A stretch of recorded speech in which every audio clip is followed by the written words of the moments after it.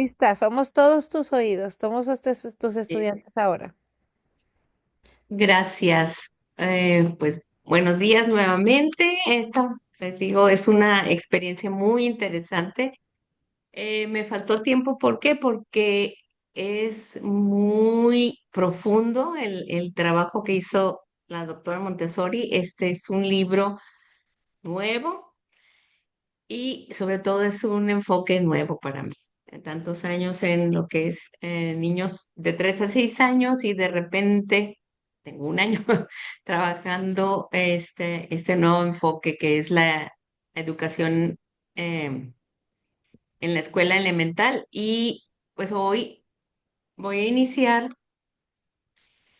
un análisis, un trabajo que hice del libro La autoeducación en la escuela elemental. eh, de María Montessori, nada más que aquí no aparece su nombre, el crédito hay que dárselo a Sí, la aquí doctora está, Montessori aquí se ve en la esquina, y, sí se ve. y me modificó. Bueno, este libro se considera o lo considera, en palabras de la doctora Montessori, la continuación del libro El método de la pedagogía científica en las casas de niños. Este, continuamos. Le das aquí por tu flechita, ahí va, ya, perfecto.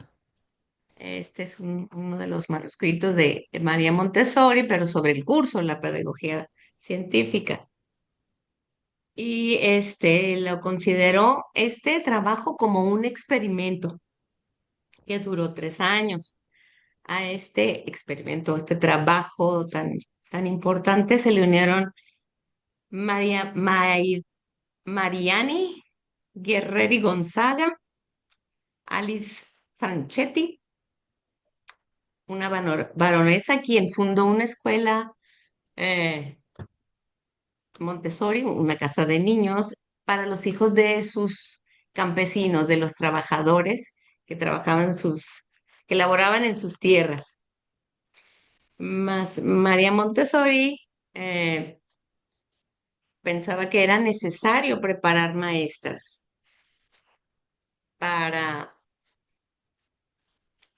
para que se abrieran más cursos internacionales. Ella daba los cursos más. Es importante que otras personas también los dieran y se fundaran escuelas y asociaciones Montessori.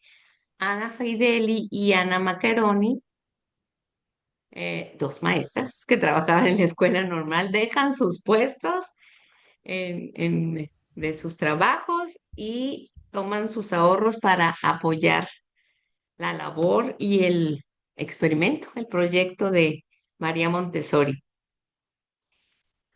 Ana Fideli se abocó un poquito más a lo que es la gramática, la enseñanza de la gramática, y Ana Maccheroni, a la música. Bueno, además de la preparación de las maestras, hay una necesidad, cree María Montessori, de eh, hacer un instituto de estudios originales, o sea, que sean 100% Montessoris, así como la preparación de maestras, que serían las entrenadoras, inspectoras y personas que a su vez pudieran fundar centros para la preparación de maestras, pero ya en sus respectivos países. María Montessori se trasladaba a diferentes países, pero pues era la única persona que los daba. Entonces, si se estaba am, teniendo tanto realce, tanto importancia, tanto éxito, pues se necesitaban más manos, ¿no? Y este instituto representa una aspiración, una necesidad que alguien realizará. Eso dice María Montessori. El porvenir de esta obra depende de ella. Esta parte filosófica, como verán, me gusta mucho a mí hacerla notar. Pero ahora ya nos vamos a entrar en materia, ¿no? Vamos a ver el primer capítulo de este libro que se llama Una mirada a la vida del niño. ver, sí. Ajá. Y pues tiene cuatro apartados. Eh, el primer apartado, son largos los títulos, dice, el criterio de la higiene psíquica del niño ha de ser paralelo en sus líneas generales al que se tiene sobre su higiene física. Aquí les hago un resumen. Habla de dificultades de orden moral que se tienen en esa época, prácticas de higiene y el progreso que se ha logrado. Resalta María Montessori la obra que tiene de la naturaleza y esta es la preocupación de la clase de libertad que se ha de dar a esa naturaleza. Hace un paréntesis muy profundo sobre el descuido que se ha tenido de la higiene del niño. Y ya en el segundo apartado, que es actualmente la libertad del niño es solo física, los derechos civiles del niño en el siglo XX. ¿Qué derechos tenía el niño? ¿Quién protegía al niño en esa época? Eh, María Montessori decía que había que considerar al niño como un hombre dentro de la sociedad humana. Entonces, como la pregunta es, ¿cuáles son los derechos del niño? ¿Cómo se hacía cargo la sociedad del niño en esta etapa? Y también habla sobre la educación moral. Hay que tratarla, este tema, con mucho, observancia de una manera muy seria. En el tercer apartado, cómo recibimos a los niños que vienen al mundo, María Montessori nos señala que hay que prepararnos para recibir a le llama sublime huésped, por su labor relevante. Ese niño que se convertirá en el hombre del mañana. A ese niño se le entrega el mundo como un juego y es en las casas de niños, en las casas de bambini, que pueden vivir el ambiente eh, donde todo está construido en su proporción, a sus medidas. Ahora decimos ergonómicamente. En el cuarto apartado, en el nombre, en el hombre, la vida del cuerpo debe depender de la del espíritu. Aquí a María Montessori nos habla que hay hechos morales que afectan la vida espiritual del niño. Los aspectos físicos también afectan su espíritu. Ah, tiene hay una necesidad en el ser humano y ella voltea a ver al niño, pues es su agente de estudio, la necesidad de tener una vida, de proporcionarle una vida interior y porque el vacío del alma, dice, es mortal. Entonces necesitamos em, empezar a trabajar de esta manera. Bueno, este es un resumen, pequeño resumen de lo que vamos a ver en este capítulo y los apartados. Vamos a empezar con el primero. Em, Hago un pequeño contexto de que María Montessori pues estuvo trabajando primeramente con niños de después de los 6 años, bueno, con niños en la clínica ortofrénica eran mayores. Entonces presentan el examen, los prepara para presentar un examen y pues los resultados son sobresalientes. Es cuando la invitan y le dan esa casa en el barrio de San Lorenzo para trabajar, pero con niños de menor edad. Entonces, si volteamos a ver su labor, fue muy exitosa con niños de de después de 7 años. Y cuando empieza a trabajar con niños de 2 años, también es exitosa sus resultados. Entonces, ahora la mandan llamar para que formalmente empiece a trabajar en lo que llama ella el experimento, en un proyecto para la educación elemental, para la educación primaria. Entonces, dame,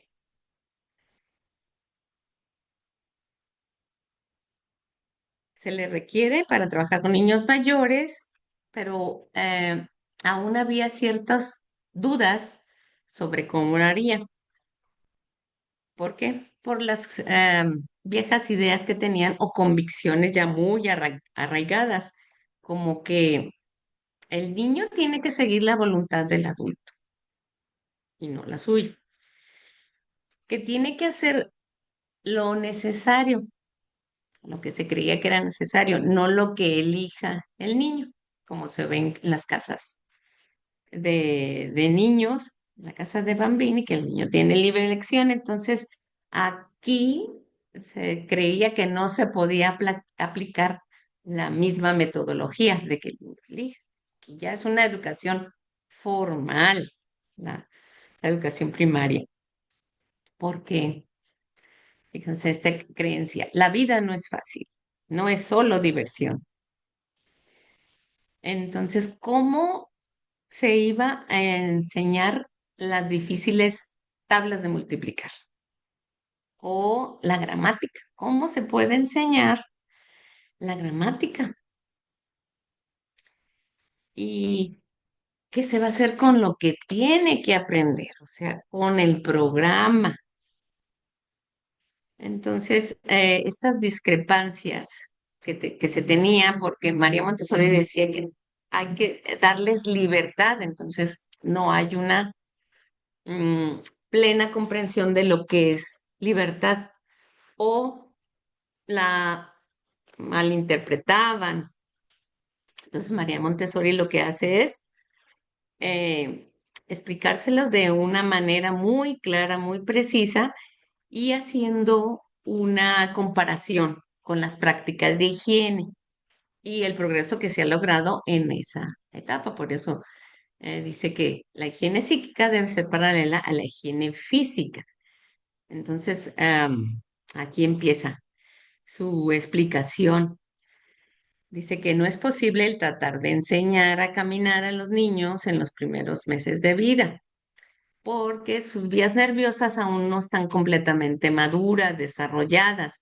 Entonces, es imposible para el niño coordinar sus movimientos y pues los esfuerzos que hacían las mamás de eh, ponerles un cinturón y sostenerlos, eh, pues no eran fructuosos. Y lo que tenían los niños eran movimientos desordenados y no adquirían un buen equilibrio, buen balance. Entonces hasta les ponían una capucha para cuando se cayeran, pues no se golpearan su cabeza. Entonces tenían muchas prácticas, dice María Montessori, las analiza, las desglosa, eh, para poder darles a entender la importancia de lo que es la naturaleza en el ser humano, en el niño.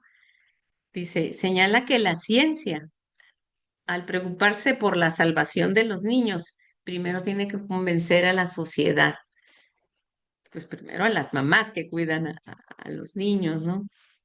Porque es la naturaleza quien determina características físicas, sin la intervención eh, alguna.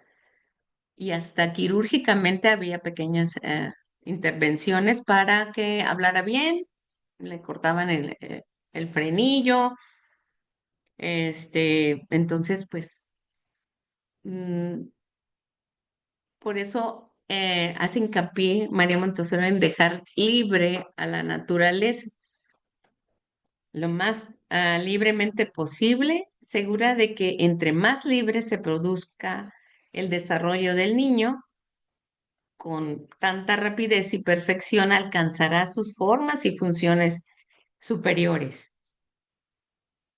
Ah, Hay hechos perfectamente comprobables al ver que disminuía la proporción de malformaciones, ¿sí? Porque los ataban o los fajaban para que estuvieran las piernas derechitas,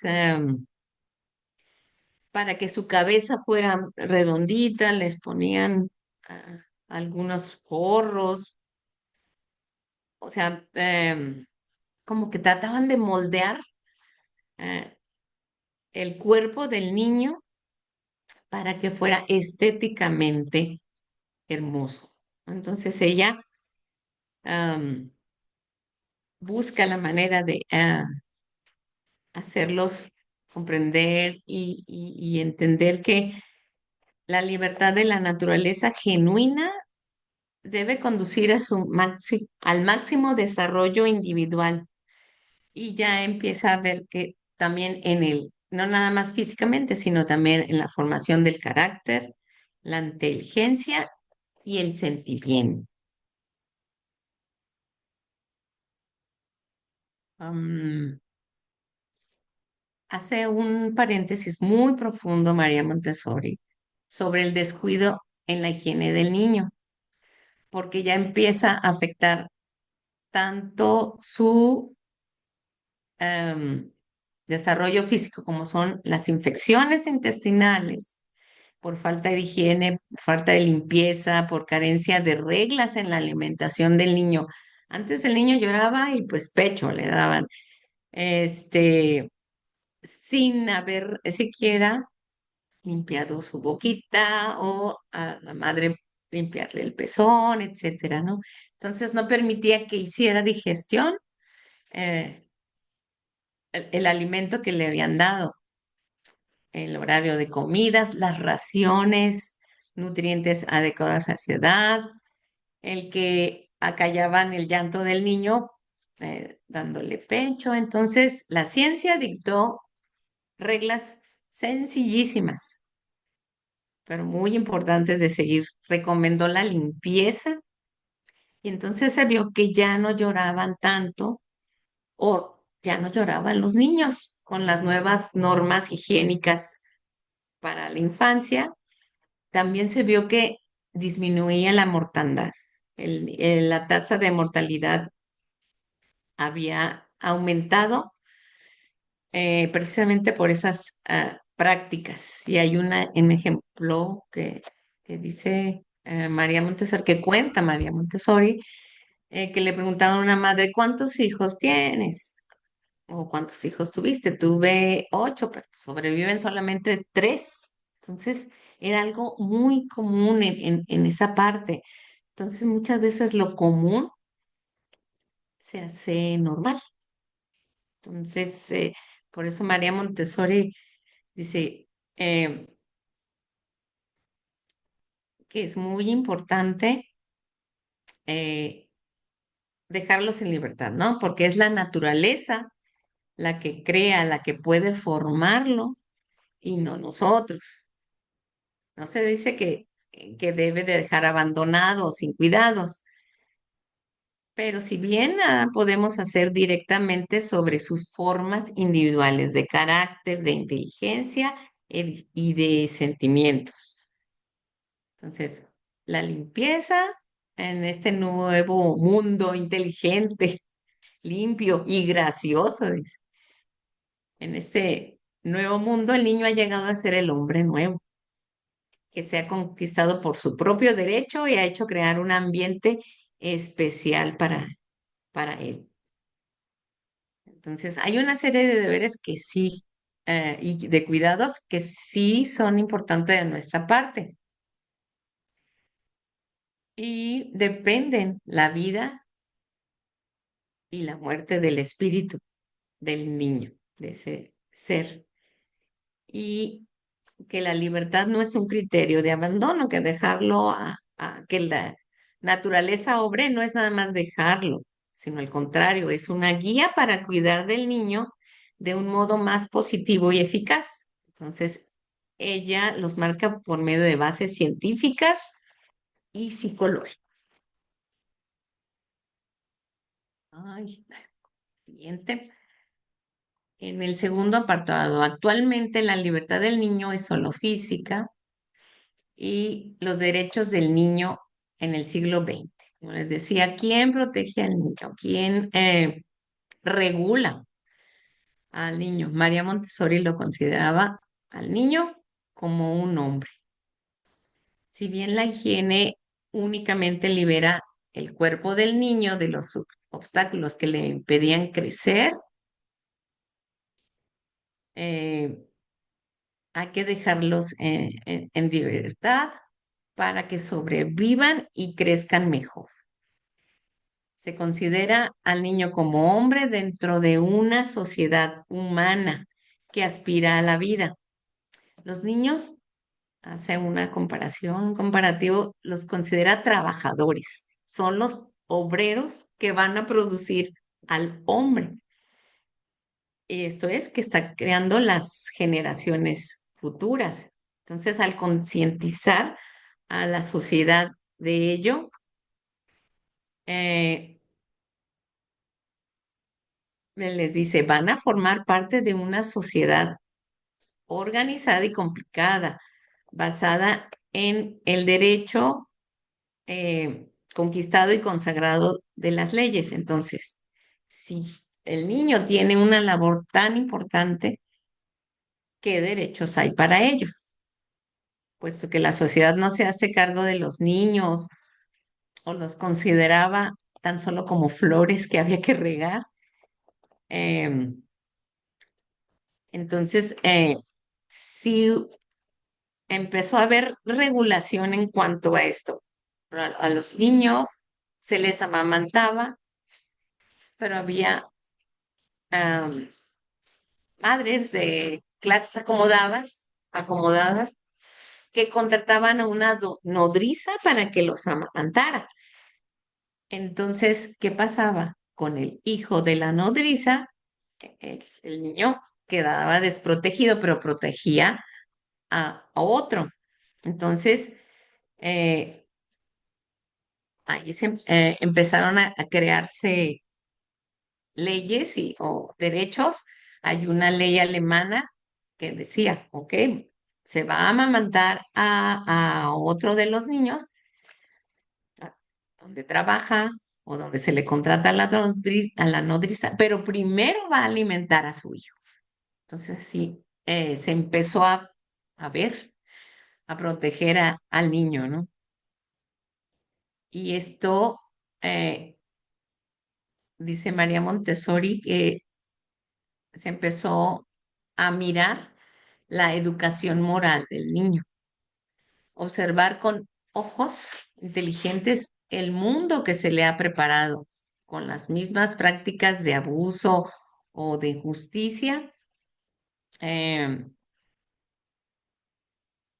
en un ambiente que está medio civilizado, con sus iguales, y dice aquí palabras muy fuertes, y medio bestia con los oprimidos, con los inocentes. O sea, eso es lo que le estábamos mostrando a nuestros hijos. Por eso hay que cuidar mucho la educación moral del niño.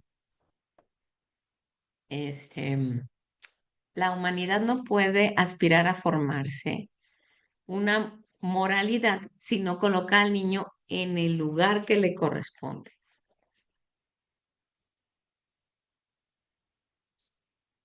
que es pues el creador del hombre.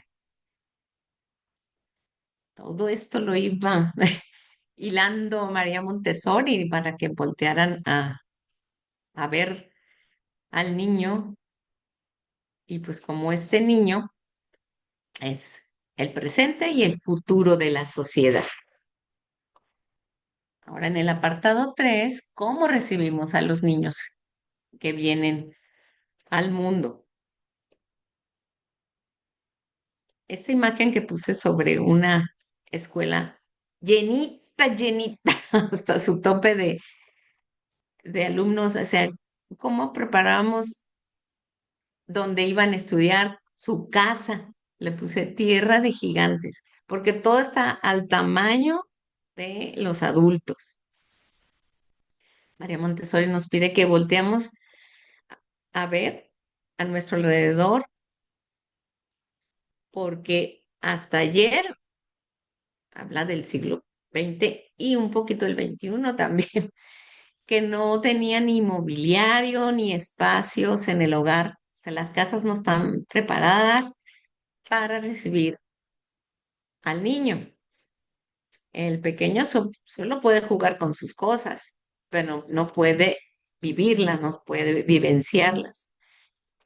Actualmente le estamos, y antes también, le estamos entregando el mundo como un juego, porque nadie admite que es un hombre el que vive. El niño encuentra que la sociedad, para recibirlo, le ha preparado una ironía, una fantasía. O sea, puede jugar a la casita, pero con juguetes de plástico, con tacitas de plástico. Y pues eso no es la realidad. Si se mira a lo que primero hablaba María Montessori, de que le, le preguntaban, bueno, ¿cómo va a ser esta preparación de la escuela primaria? Si el mundo es duro, no es pura diversión. Aquí se puede practicar eso. En lugar de darle juguetitos o que no participe de las actividades del hogar, mejor darle esa vivencia con tazas de cerámica, platos que se puedan romper, con vasos, claro, a su tamaño, ¿no? No, no que viva en su mundo de juguete, porque el trabajo del niño tiene una tendencia a vivir realmente todas las cosas que le rodean. Todo quiere hacer, todo quiere tocar, quiere barrer, escobas muy grandes, quiere realizar un fin útil